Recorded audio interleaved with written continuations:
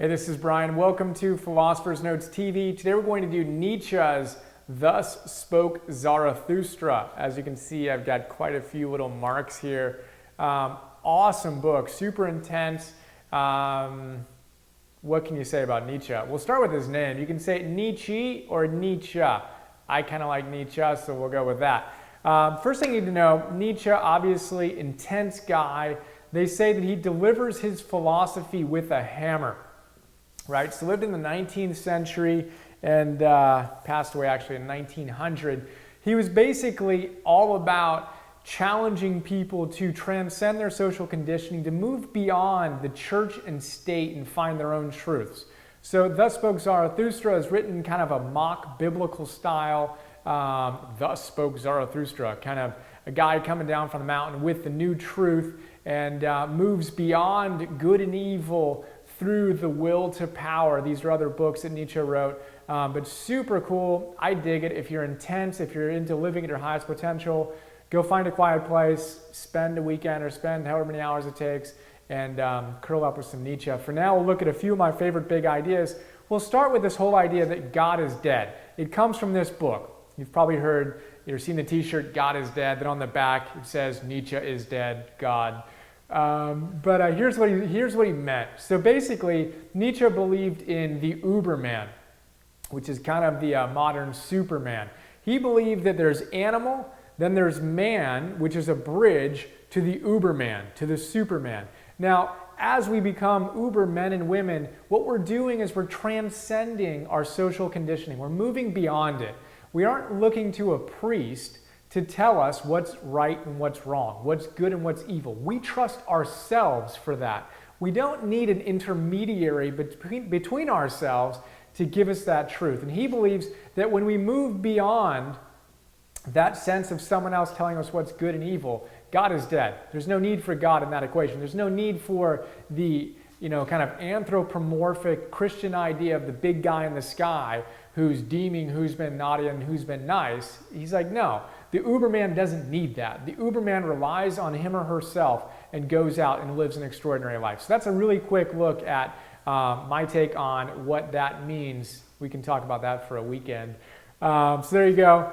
And we will move on to some other extraordinary ideas. As I mentioned, Nietzsche is all about us living at our highest potential, becoming the uber men and uber women we are destined to become. He says in the process of getting there, we've got to remember that he says this amazing quote that you've probably heard before. It comes from this book. He says, one must still have chaos in oneself to give birth to a dancing star. One must still have chaos within oneself to give birth to a dancing star. Isn't that amazing? We've got to still have chaos in our lives. We've got to be willing to play at an edge in order to give birth to that next highest vision of ourselves. It's kind of like surfing. If you're going to go out and find an edge, you're going to get hammered once in a while. That's part of the game. When you know that, you figure out how to get right side up and get back up, and then you laugh and you swim back out and you go find a bigger wave and see if you can more skillfully ride it. That's what it's all about. And remember that if you're stressed out, if you're challenged, that's part of life. You're finding a new edge. Honor that process. Honor yourself and rock it. I'm going to go really fast today because there's so much goodness in this note. So let's rock. He also says that we got to remember that when we rise, when we fly, and we become greater and greater versions of ourselves, people who are not doing that, who are still on the ground, are not going to like it at all. He says, the higher you fly, the smaller you appear to people still on the ground. And they're going to hate you for that, he says bluntly.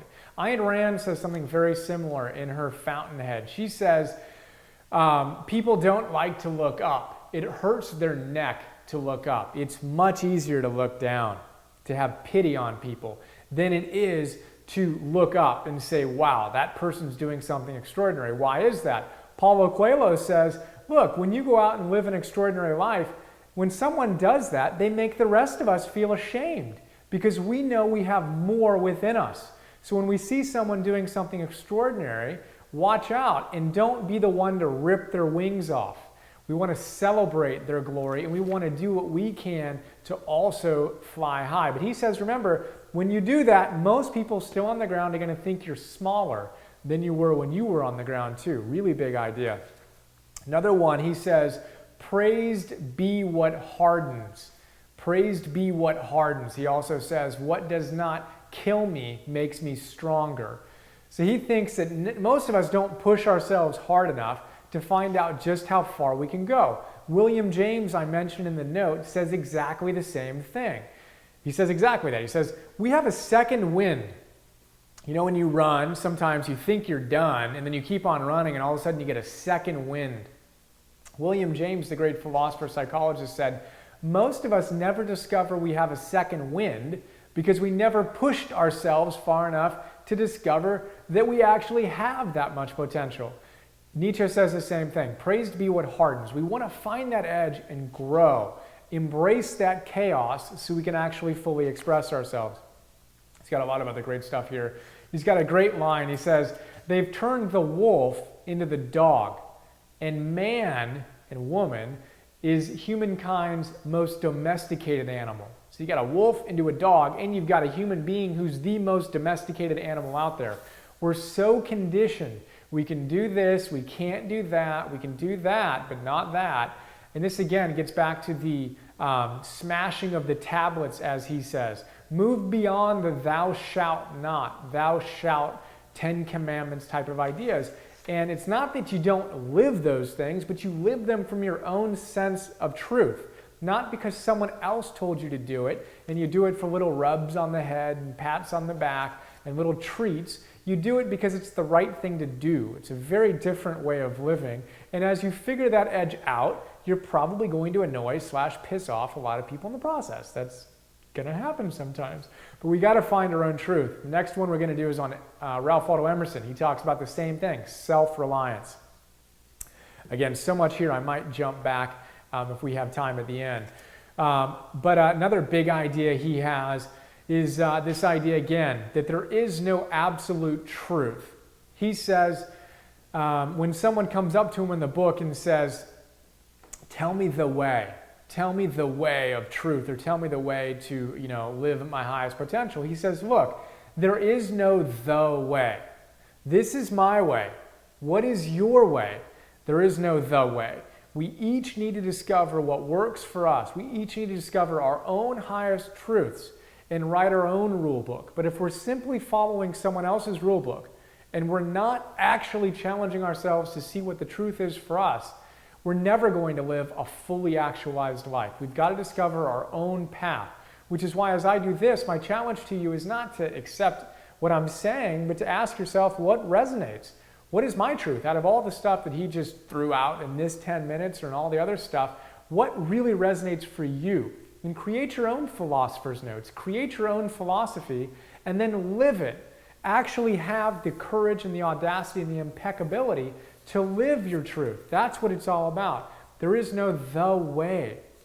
We've got to discover it, and then we've got to have the audacity, again, the courage and the impeccability to live it. He's got an awesome line. He says he's all about willpower. In one of his books is called The Will to Power. He says, he who cannot command himself should obey.